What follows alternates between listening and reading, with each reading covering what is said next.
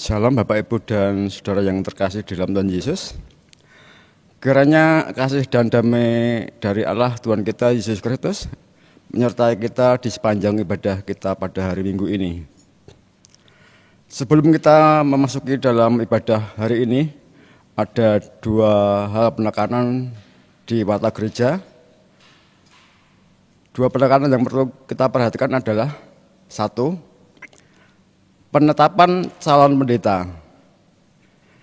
Dengan memperhatikan hasil tes kesehatan, tes psikologi, dan hasil penghitungan pemilihan calon pendeta, maka pada sidang pleno Majelis GKJ Ungaran yang dilaksanakan pada tanggal 11 September tahun 2020 menetapkan Saudara Duta Lumadi Arsanta Tri Darmanto SSITL menjadi calon pendeta di GKJ Ungaran dan akan dilanjutkan pada tahap pemanggilan pendeta. Yang kedua, kelas katekisasi.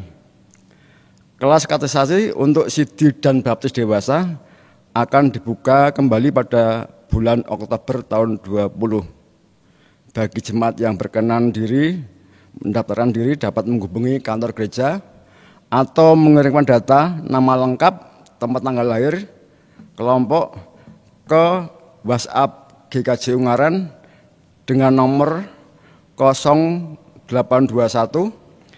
3757 2394. Adapun pelaksanaan baptis dan sidi akan dilaksanakan pada kebaktian kenaikan Tuhan Yesus di tahun 21.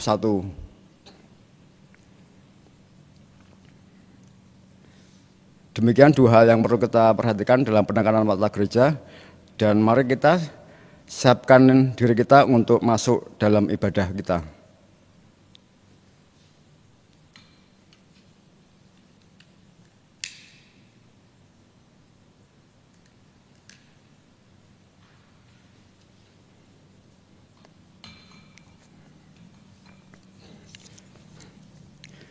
Kita masuk dalam saat teduh.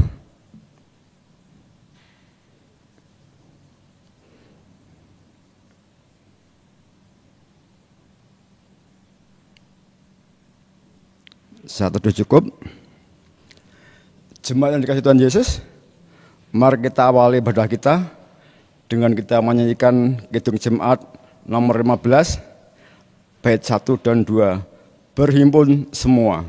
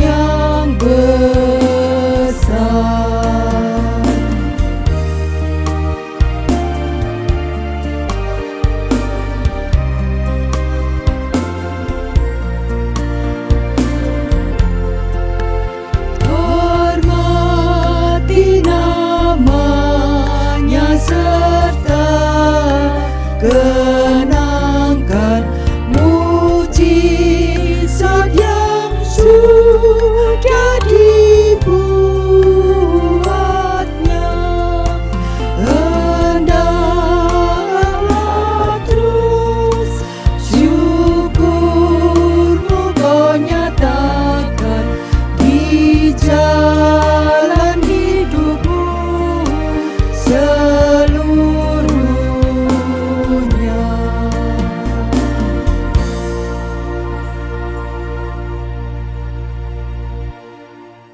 Jemaat yang dikasihi oleh Tuhan kita Yesus Kristus, marilah ibadah kita pada saat ini kita khususkan dengan pengakuan yang demikian. Allah Sang Pemilik kehidupan adalah sumber pertolongan kita.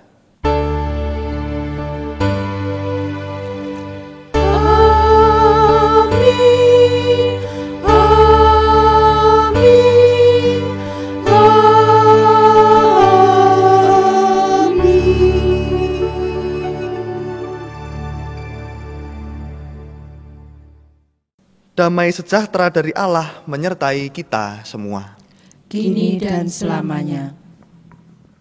Saudara yang dikasihi Tuhan Yesus, dalam lingkaran liturgi gerejawi, hari Minggu ini kita telah memasuki Minggu Biasa ke-25.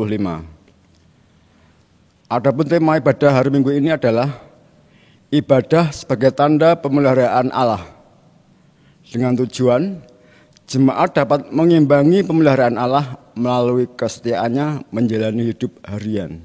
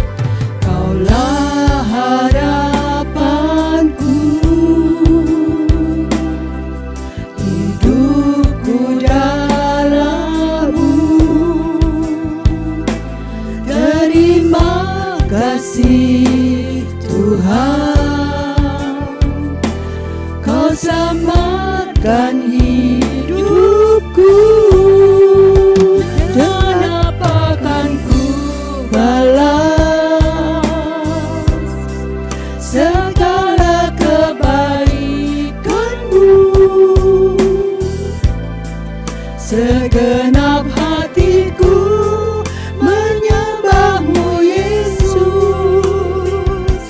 ku bersyukur padamu. Dengan apa kan ku balas segala kebaikanmu? Segenap hatiku menyembahmu Yesus, ku bersyukur padamu selamanya.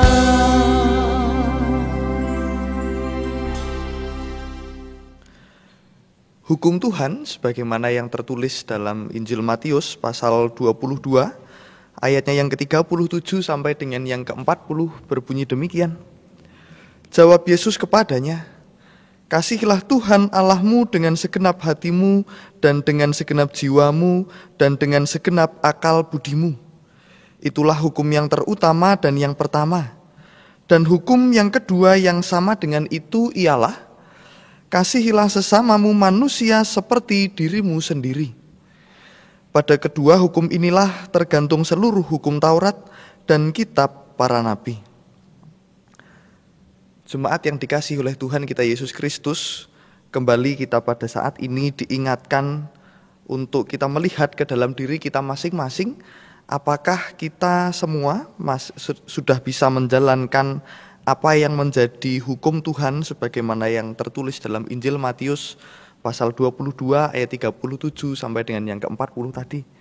Apakah kita betul-betul sudah mengasihi Tuhan dan juga sesama kita dengan segenap hati, jiwa, dan dengan segenap akal budi kita? Untuk itu, marilah kita melihat ke dalam diri kita masing-masing, kita mengambil saat hening sejenak untuk kita mawas diri, apakah kita sudah bisa melaksanakan hukum Tuhan tersebut, dan juga kita akan bersama-sama bersatu dalam doa, memanjatkan doa pengakuan dosa kita. Saat hening untuk kita.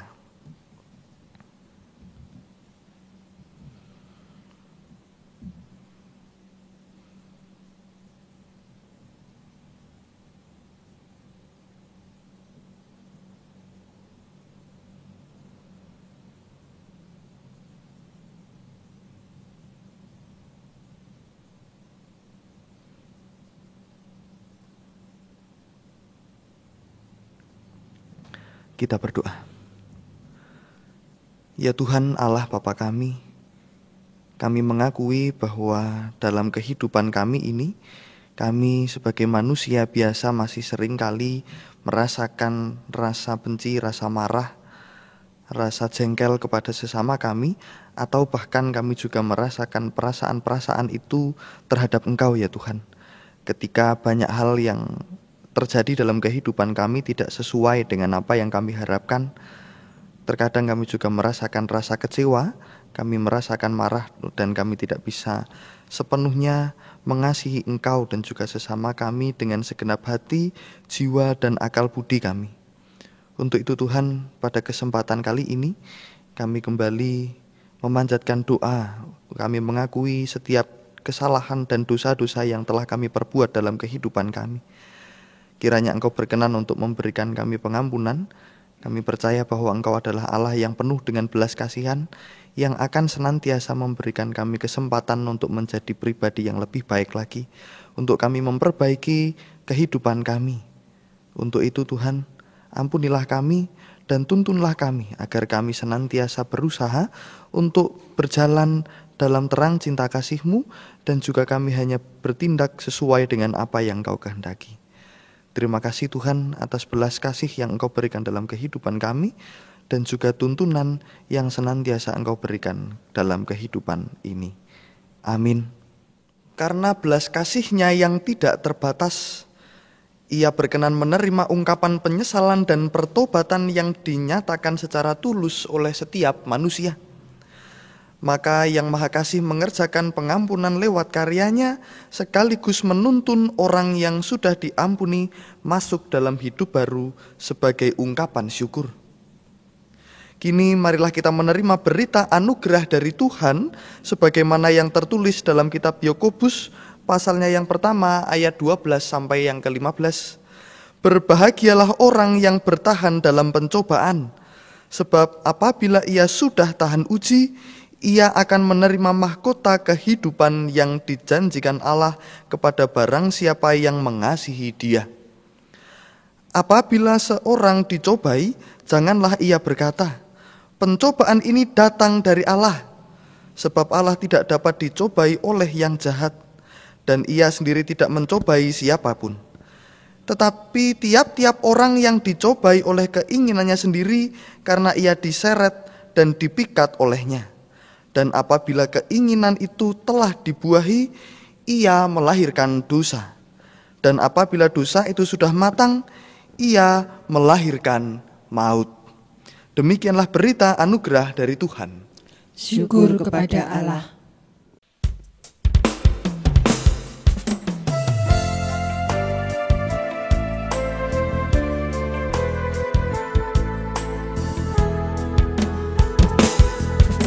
Besarkan nama Tuhan, haleluya. Kasih-Nya tak berkurang, haleluya. Sekalipun keluhan menimpa umat-Nya, berkat-Nya ditemukan, haleluya.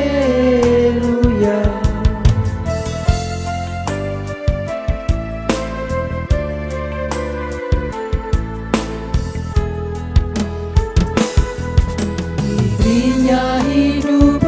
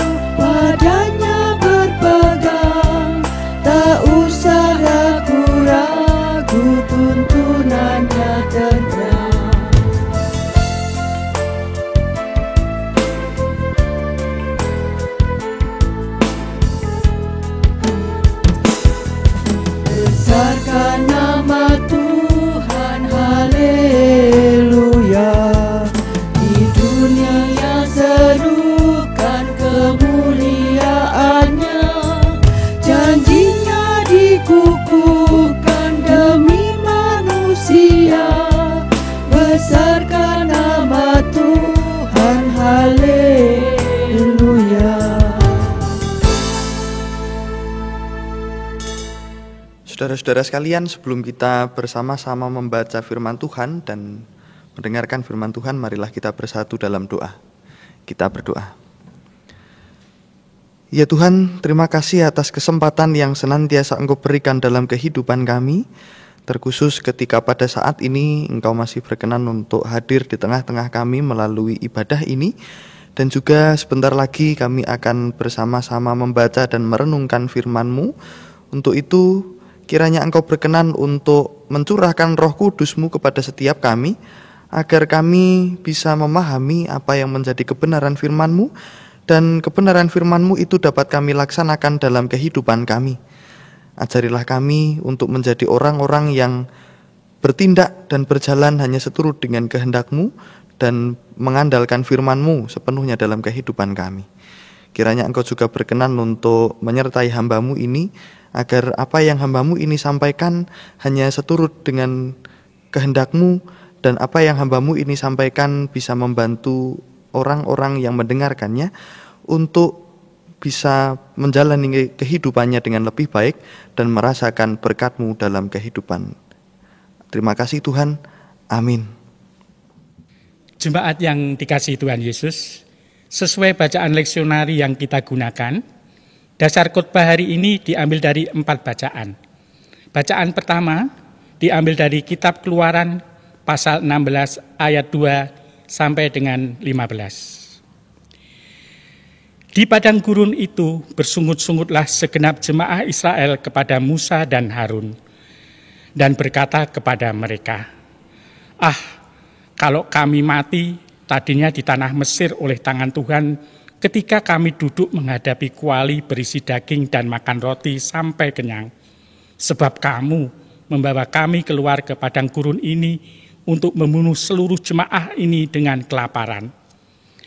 Lalu berfirmanlah Tuhan kepada Musa, sesungguhnya aku akan menurunkan dari langit hujan roti bagimu, maka bangsa itu akan keluar dan memungut tiap-tiap hari sebanyak yang perlu untuk sehari, supaya mereka kucoba, apakah mereka hidup menurut hukumku atau tidak.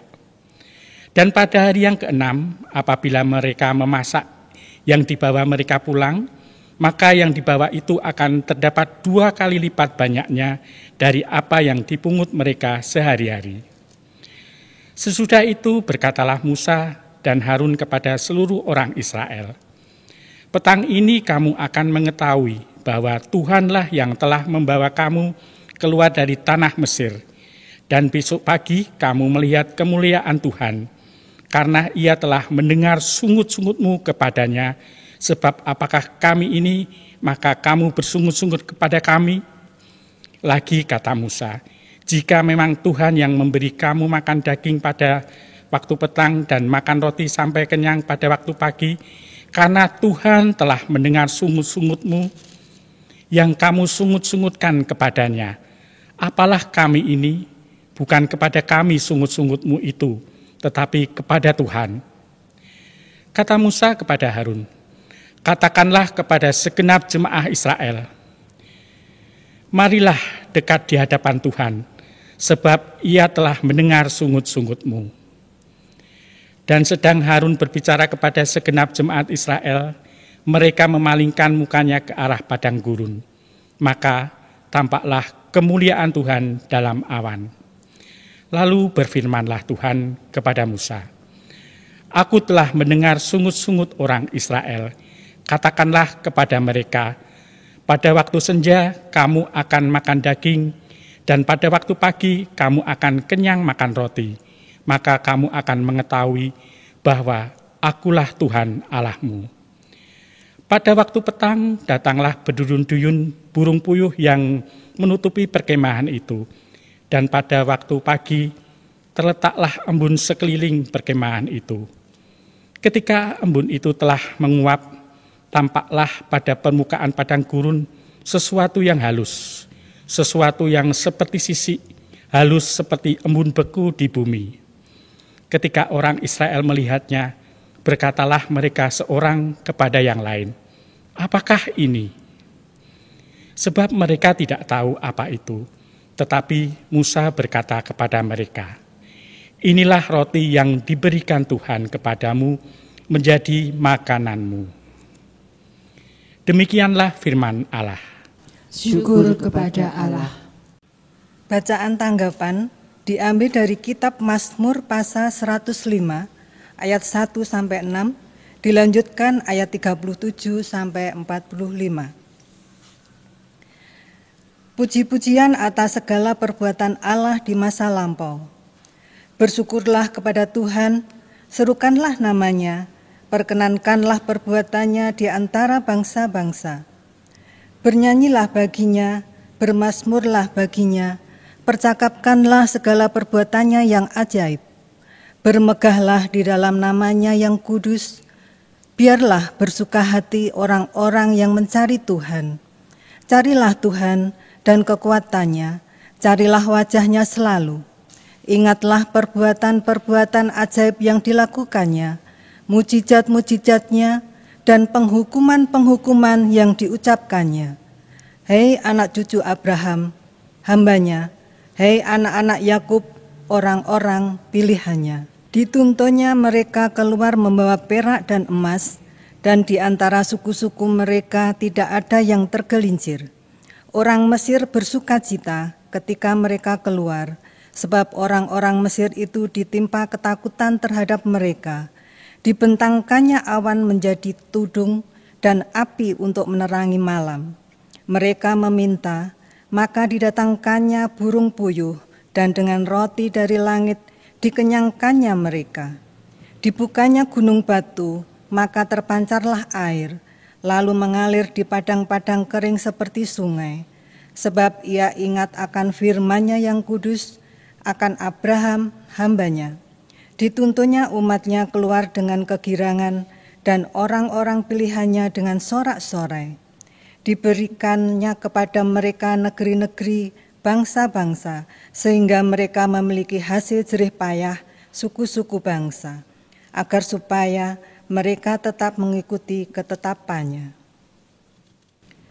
Bacaan kedua diambil dari kitab Filipi pasal 1 ayat 21 sampai dengan 30.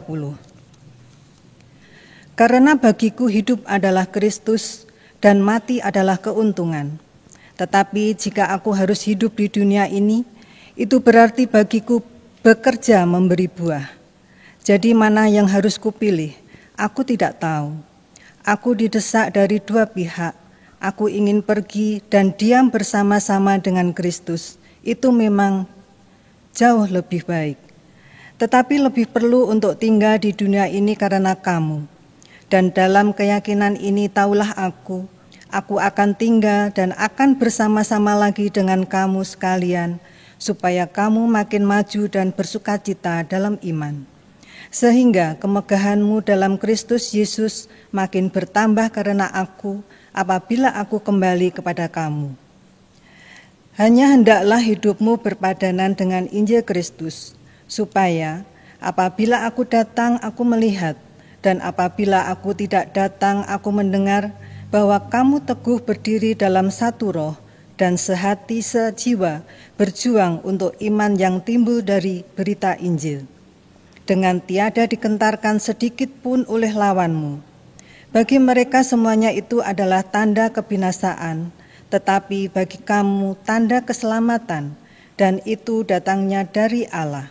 Sebab kepada kamu dikaruniakan bukan saja untuk percaya kepada Kristus, melainkan juga untuk menderita untuk Dia. Dalam pergumulan yang sama seperti yang dahulu kamu lihat padaku, dan yang sekarang kamu dengar tentang aku. Demikianlah firman Allah. Syukur kepada Allah.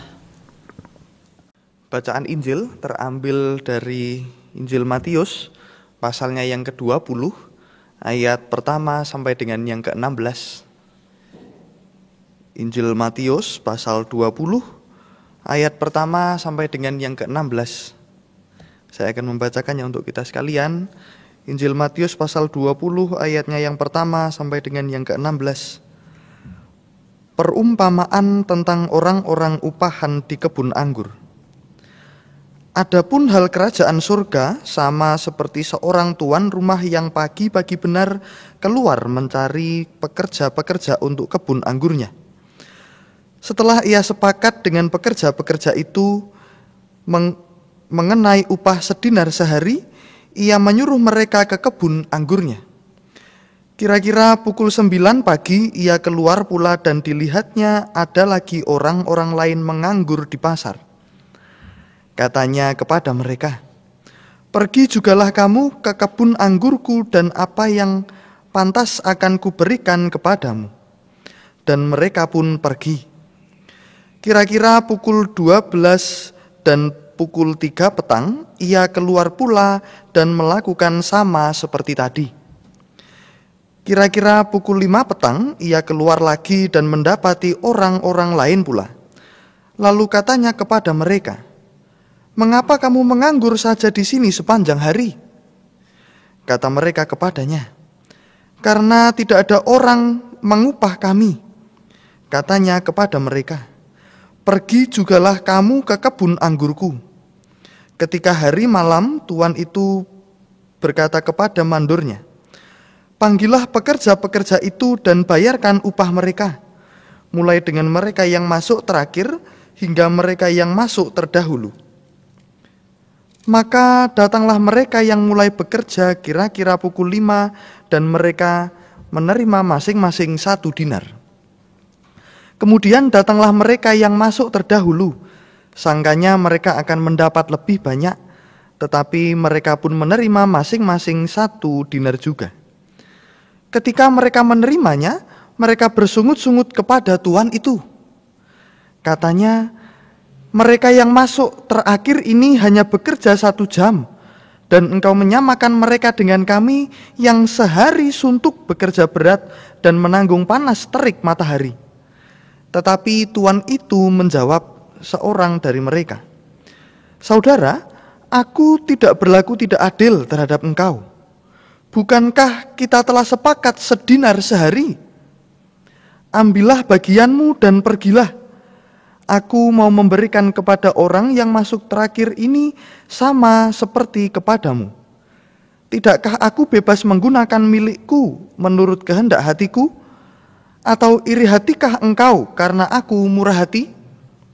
Demikianlah orang yang terakhir akan menjadi yang terdahulu, dan yang terdahulu akan menjadi yang terakhir." Demikianlah Injil Yesus Kristus. Yang berbahagia ialah mereka yang mendengarkan firman Allah dan yang memeliharanya dalam kehidupan. Haleluya. Haleluya, haleluya, haleluya.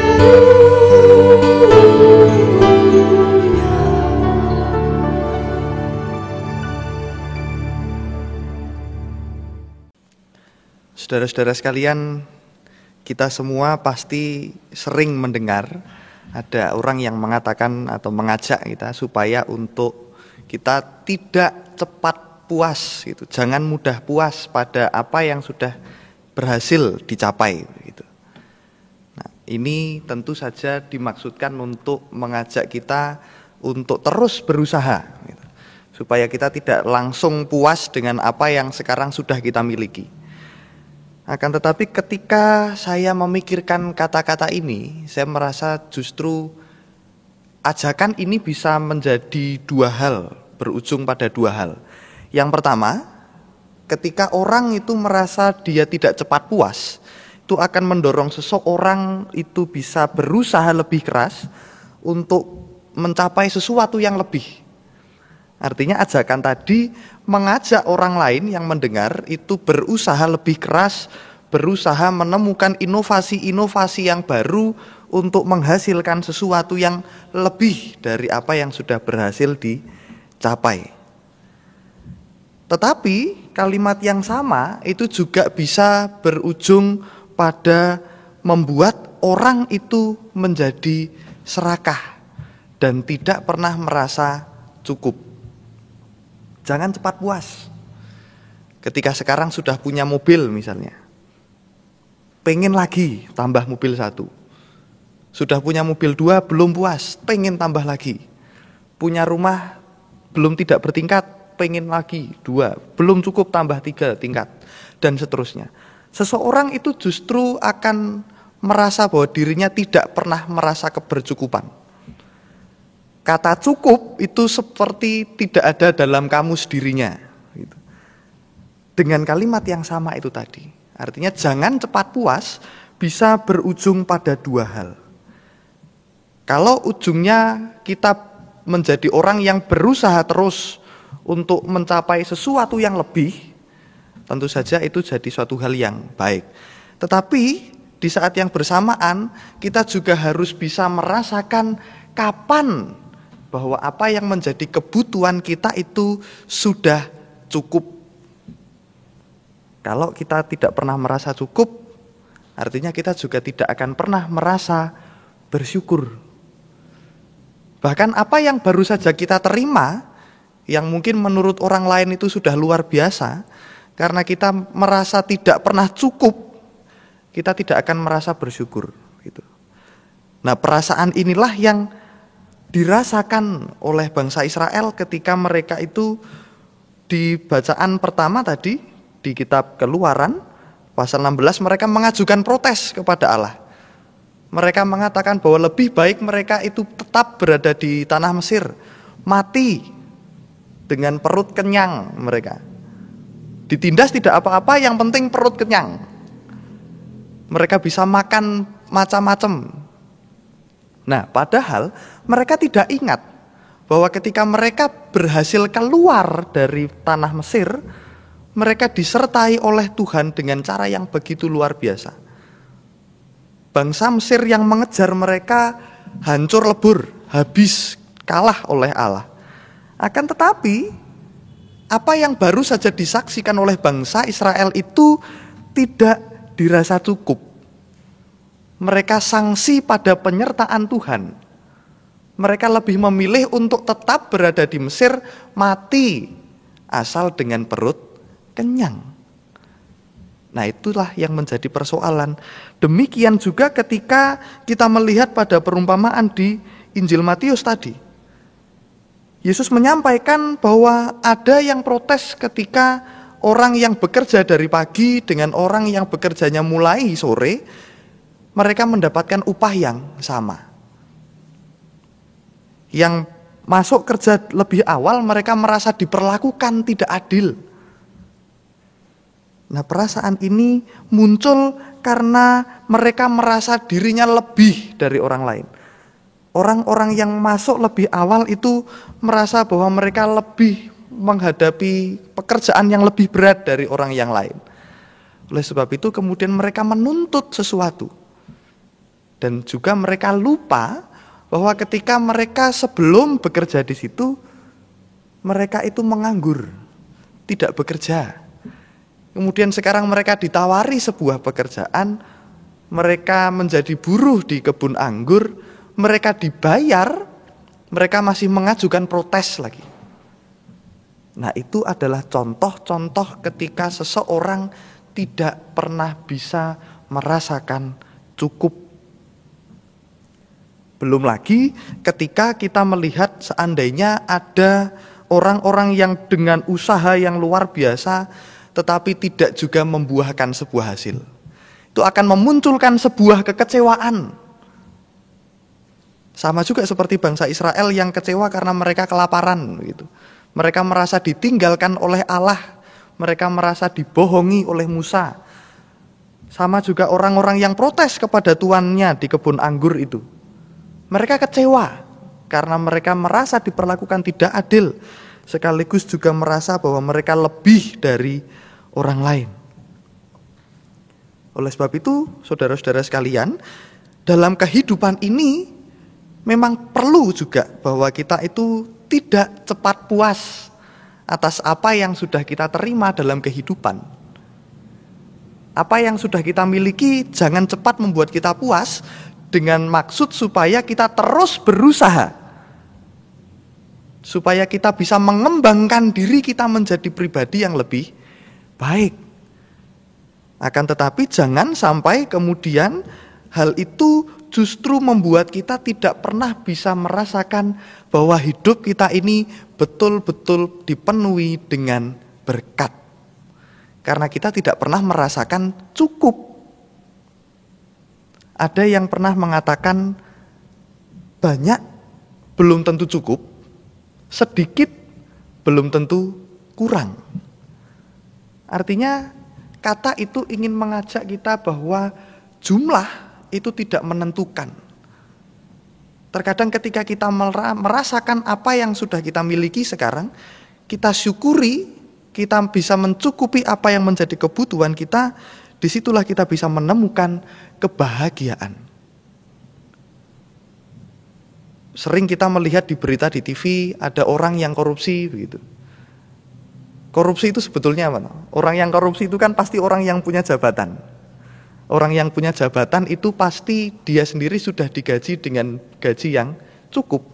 Tapi ketika dia masih melakukan korupsi, artinya gaji yang dia terima, yang layak dia terima itu dia rasa tidak cukup. Padahal kalau dibandingkan dengan orang-orang lain, pasti masih jauh lebih banyak orang-orang yang gajinya itu di bawah orang yang melakukan korupsi. Tapi orang-orang yang gajinya rendah, belum tentu mereka merasakan bahwa itu tidak cukup. Artinya, batas kecukupan seseorang itu ditentukan oleh diri sendiri. Ketika kita bisa menyadari bahwa apa yang kita terima itu sudah cukup untuk bisa memenuhi setiap kebutuhan kita, atau bahkan dalam kehidupan sehari-hari kita bisa menemukan kebahagiaan-kebahagiaan kecil, disitulah kita bisa menemukan rasa syukur. Meskipun tidak berlimpah, kita tidak menjadi orang yang kaya raya, tidak punya rumah yang mewah, megah, tidak punya mobil yang berjejer-jejer semua di garasi, tetapi barangkali dengan situasi yang sederhana, dengan segala keterbatasan yang kita miliki, dengan setiap kekurangan yang bisa kita rasakan, kita bisa menemukan kebahagiaan. Itu jauh lebih baik daripada kita sama sekali tidak bisa merasakan rasa cukup, kita tidak pernah bisa bersyukur, kita tidak pernah bisa menemukan kebahagiaan apapun dalam kehidupan kita. Kalau kita sambungkan ini bacaan tadi juga dengan tema yang pada hari ini kita bahas, ibadah sebagai tanda pemeliharaan Allah. Ibadah dalam hal ini yang dimaksudkan bukan hanya sekedar ibadah pada hari Minggu saja, tetapi tema ini sebetulnya ingin mengajak bahwa ibadah itu juga kita lakukan dalam setiap kehidupan kita sehari-hari. Ketika kita sedang berada di kantor misalnya, kita bertemu dengan orang, setelah sehari sebelumnya kita banyak pikiran, kemudian bertemu dengan teman, menemukan kebahagiaan, bisa tersenyum kembali, terus kita menyadari, oh ternyata inilah berkat Tuhan. Penghiburan bisa datang dari mana saja. Ketika kita bisa menemukan kebahagiaan-kebahagiaan kecil, terlebih lagi ketika kita bisa merasakan kehadiran Tuhan dalam kehidupan kita, disitulah kita sedang beribadah. Karena ibadah adalah bagaimana kita bisa menemukan dan juga merasakan kehadiran Tuhan dalam kehidupan kita. Meskipun dalam setiap kekurangan yang kita hadapi, meskipun dengan segala keterbatasan yang harus kita rasakan, tetapi ketika kita bisa menemukan dan merasakan kehadiran Allah dalam hidup kita, tentu kita bisa menjadi orang-orang yang bersyukur. Nah, lalu pertanyaannya, bagaimana kita bisa merasakan atau menemukan kehadiran Tuhan dalam kehidupan kita? Jawaban saya adalah kita berefleksi, saudara-saudara. Kalau kita melihat bahwa ya sekali lagi yang kita terima, yang kita temui dalam kehidupan sehari-hari, itu sudah membuat kita bahagia, kita bisa merasakan kehidupan kita ini penuh dengan kebahagiaan, disitulah seharusnya kita bisa merasakan kehadiran Tuhan.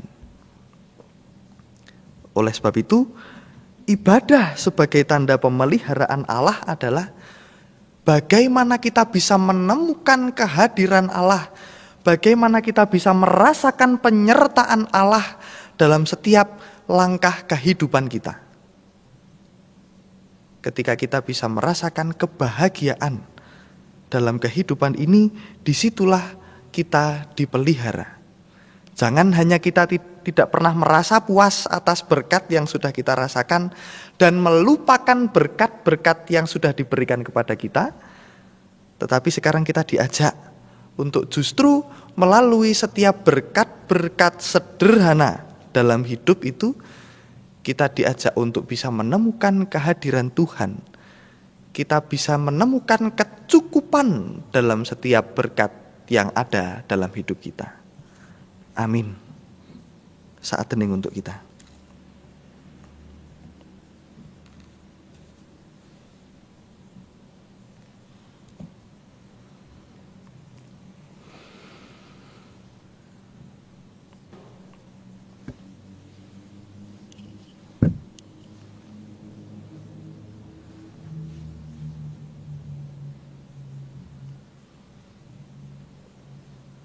Saat hening cukup. Saudara-saudara sekalian, kini kita saatnya untuk bersatu di dalam doa syukur dan syafaat. Kita berdoa. Ya Tuhan Allah Bapa kami mengucap syukur atas karena berkat-Mu. Pada kesempatan hari ini kami masih bisa Engkau berikan firman yang untuk kami laksanakan dalam kehidupan kami sebagai penuntun dalam kehidupan kami. Kiranya melalui firman-Mu itu kami bisa semakin merasakan berkat-Mu yang melimpah dalam kehidupan kami. Kami bisa senantiasa menemukan setiap hal dalam kehidupan kami yang adalah berkat daripada-Mu. Kiranya kami semakin menyadari untuk bisa menjadi pribadi-pribadi yang semakin sama dengan sesama kami, dengan orang-orang yang ada di sekeliling kami. Kami tidak merasa lebih dari orang lain yang ada di sekeliling kami, tetapi kami menyadari bahwa kami semua adalah sama di hadapan-Mu, dan juga dalam setiap hal yang kami hadapi, dalam setiap berkat yang Engkau berikan kepada kami bisa senantiasa merasakan penyertaan-Mu dalam kehidupan kami. Untuk itu Tuhan, ajarilah kami agar kami bisa senantiasa bersyukur. Ajarilah kami untuk kami bisa senantiasa merasakan berkat-Mu yang luar biasa dalam kehidupan kami. Ya Tuhan, pada kesempatan kali ini kami juga ingin memanjatkan doa-doa permohonan kami. Kami berdoa ketika saat ini kami masih belum juga melihat ujung dari kapan akan berakhirnya pandemi dari COVID-19 ini Tuhan.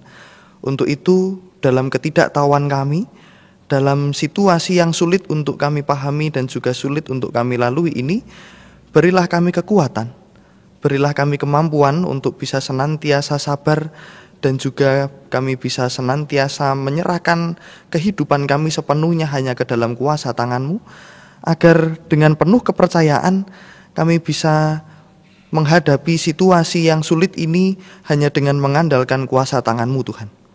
Kiranya setiap usaha yang saat ini dilakukan untuk bisa segera menemukan vaksin dari virus ini bisa segera membuahkan hasil hingga akhirnya kami bisa beraktivitas dengan normal lagi, kami bisa menjalankan setiap tugas tanggung jawab kami dengan sebaik mungkin, dan kami bisa segera terbebas dari pandemi COVID-19 ini Tuhan.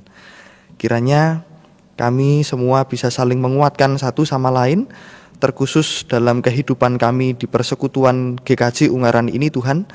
Kiranya Engkau juga memberikan kami kesabaran, Engkau memberikan kami kekuatan, kesadaran untuk kami bisa saling menguatkan satu sama lain, agar kami bisa hidup tidak hanya untuk diri kami sendiri, tetapi juga untuk setiap orang yang ada di sekeliling kami, yang tergabung dalam persekutuan di GKJ Ungaran ini, maupun juga setiap orang di dunia ini Tuhan. Kiranya berkat-Mu bisa dirasakan oleh setiap orang yang ada di sekeliling kami melalui kehadiran kami, dan juga melalui persekutuan gereja-Mu ini, kami bisa saling mendukung satu sama lain, kami bisa saling melayani satu sama lain.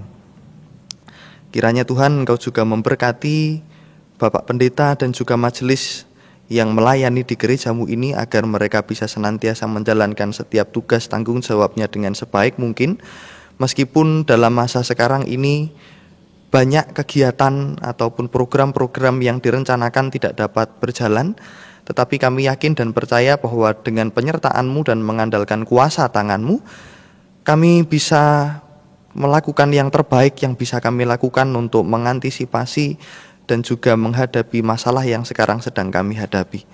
Untuk itu Tuhan, berkaryalah melalui kami, agar setiap kami bisa juga membantu untuk orang-orang yang ada di sekitar kami merasakan berkat-Mu dalam kehidupan mereka.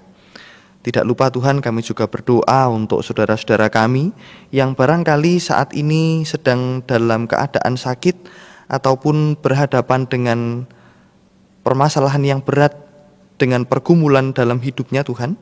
Kami berdoa agar saudara-saudara kami ini bisa segera kembali merasakan kesehatan dalam tubuhnya, ataupun mereka juga bisa segera mendapatkan solusi dari setiap permasalahan yang saat ini sedang dihadapi. Untuk itu Tuhan, kiranya Engkau juga berkenan untuk membantu setiap kami yang saat ini sedang berbeban berat. Engkau berkenan untuk menjamah setiap kami yang saat ini sedang jatuh sakit, agar kami bisa segera pulih dan kami juga bisa senantiasa merasakan berkat dan juga penyertaan-Mu dalam kehidupan kami. Ya Tuhan, inilah doa dan permohonan kami yang kami panjatkan hanya di dalam nama Tuhan kami Yesus Kristus, yang telah mengajarkan kepada kami doa Bapa kami. Bapa kami yang ada di surga, dikuduskanlah nama-Mu, datanglah kerajaan-Mu, jadilah kehendak-Mu di bumi seperti di surga. Berikanlah kami pada hari ini makanan kami yang secukupnya, dan ampunilah kami akan kesalahan kami, seperti kami juga mengampuni orang yang bersalah kepada kami.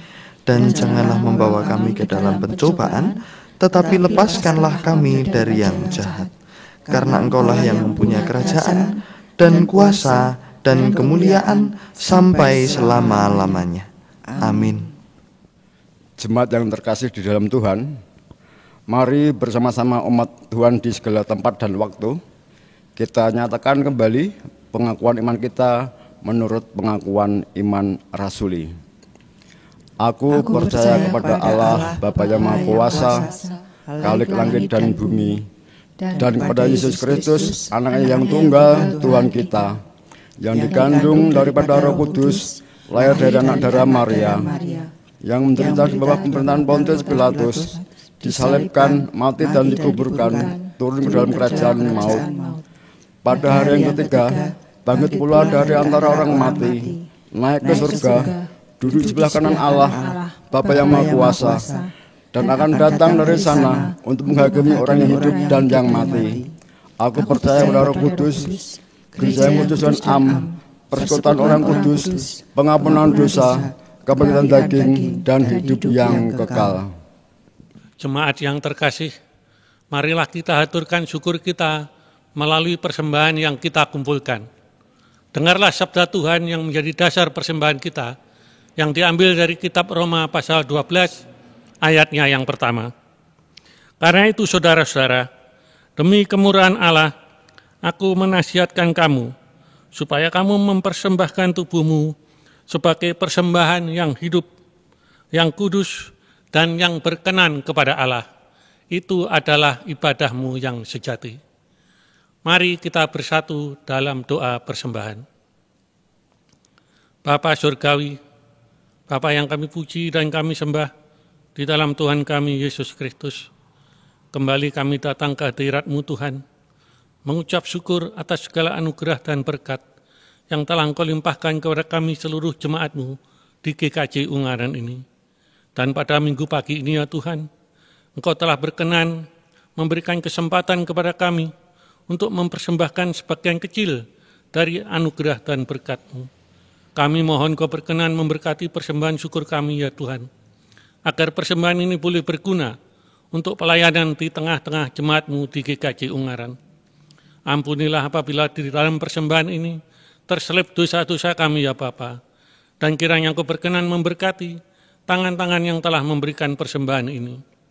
Kepada para majelis yang akan mengelola persembahan ini, kami mohon Engkau berkenan memberikan roh hikmat kebijaksanaan, agar mereka boleh mempergunakan persembahan ini hanya untuk kemuliaan, kebesaran, dan kelebaran kerajaan-Mu. Dan ajarkanlah kepada kami seluruh jemaat-Mu ya Bapa, untuk dapat mempersembahkan tubuh kami sebagai persembahan yang hidup, yang kudus, dan yang berkenan di hadirat-Mu. Ampunilah segala dosa dan kesalahan kami ya Bapa, dan kami serahkan seluruh doa persembahan ini hanya di dalam nama Tuhan kami, Yesus Kristus. Amin. Mari kita mengumpulkan persembahan sambil bernyanyi dari pelengkap Kidung Jemaat 264, baitnya yang pertama.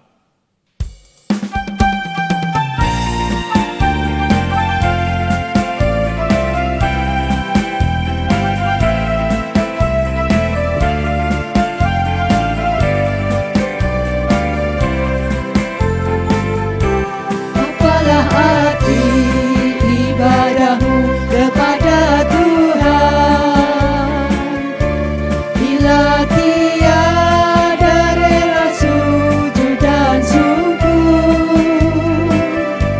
Apalah arti ibadahmu kepada Tuhan bila tiada hati tulus dan syukur?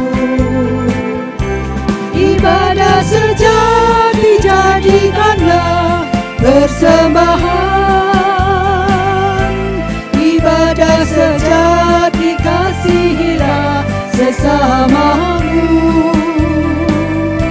ibadah sejati dan berkenan bagi Tuhan, jujur dan tulus ibadah murni bagi Tuhan.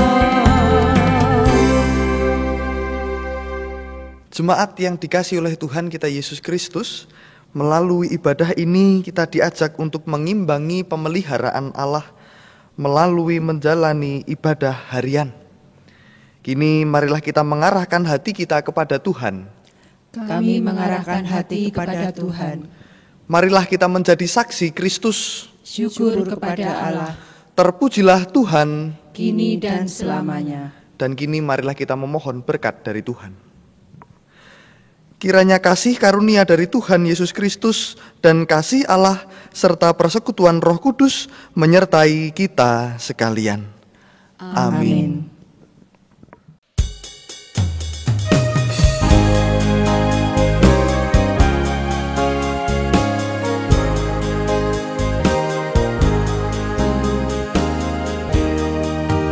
Ku perlukan juru selamat agar jangan ku sesat.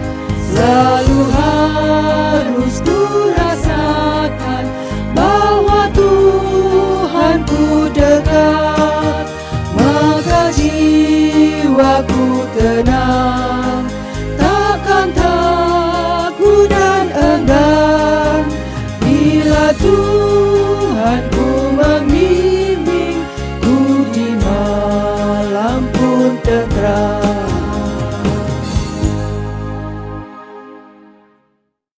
Demikianlah ibadah kita pada hari Minggu ini, kiranya dapat menjadi berkat bagi kita semua. Dan jangan lupa tetap jaga kesehatan, taati protokol pemerintah tentang kesehatan, dan tetap semangat di dalam pelayanan Tuhan. Tuhan memberkati kita. Amin.